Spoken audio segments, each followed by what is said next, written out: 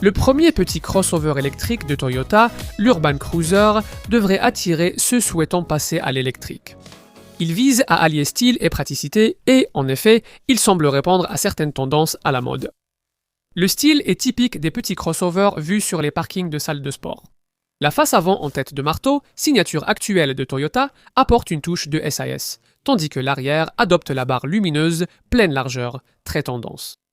Des hanches musclées enveloppent des jantes aérostyles de 18 ou 19 pouces et bien sûr, vous pouvez opter pour un toit noir contrastant. La longueur de carrosserie de 4285 mm, soit 113 mm de plus qu'une Yaris Cross, place cette Toyota directement face au Puma Gen U, Nero, EV et U2 1008. L'habitacle, selon Toyota, adopte un design robuste inspiré des SUV, ce qui ne semble pas très luxueux et ne l'est pas. Les sièges surélevés font face à une planche de bord horizontale qui combine un écran d'instrumentation numérique de 10,25 pouces avec un écran central d'infodivertissement de 10,1 pouces.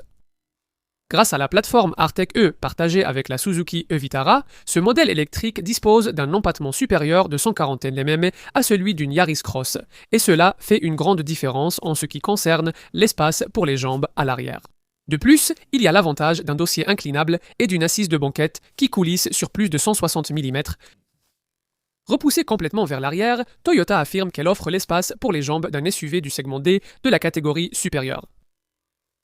À l'arrière, il y a un coffre de taille correcte dont la capacité varie entre 238 et 306 litres selon la position de la banquette arrière.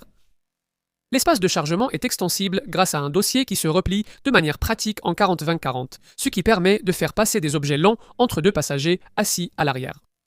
Un espace sous le plancher permet de ranger les câbles de recharge. Les versions grand public sont à traction avant, la gamme débutant avec une batterie de 49 kW alimentant un moteur de 142 chevaux et 189 Nm de couple. Attendez-vous à environ 344 km d'autonomie. Idéalement, il vaudrait mieux opter pour la version intermédiaire de 61 kW avec son moteur de 172 chevaux. Cela ne semblera pas beaucoup plus rapide car son couple est identique, mais vous pourrez compter sur environ 426 km d'autonomie, même si cela reste l'une des valeurs les plus basses de la catégorie. La version haut de gamme de l'Urban Cruiser bénéficie du système sophistiqué All Grip E4x4 conçu pour son cousin technique, le Vitara. Cette version la plus chère de l'Urban Cruiser, qui utilise également la batterie de 65 kWh, ajoute un moteur supplémentaire sur l'essieu arrière pour porter la puissance à 181 chevaux. Pour les surfaces glissantes, le mode Trail transfère la puissance d'une roue qui patine à l'autre roue. Toyota estime que l'Urban Cruiser peut se recharger jusqu'à 150 kWh, ce qui est plutôt compétitif dans sa catégorie, mais le temps de charge d'essai de 30 minutes pour passer de 15 à 70% n'est pas particulièrement remarquable.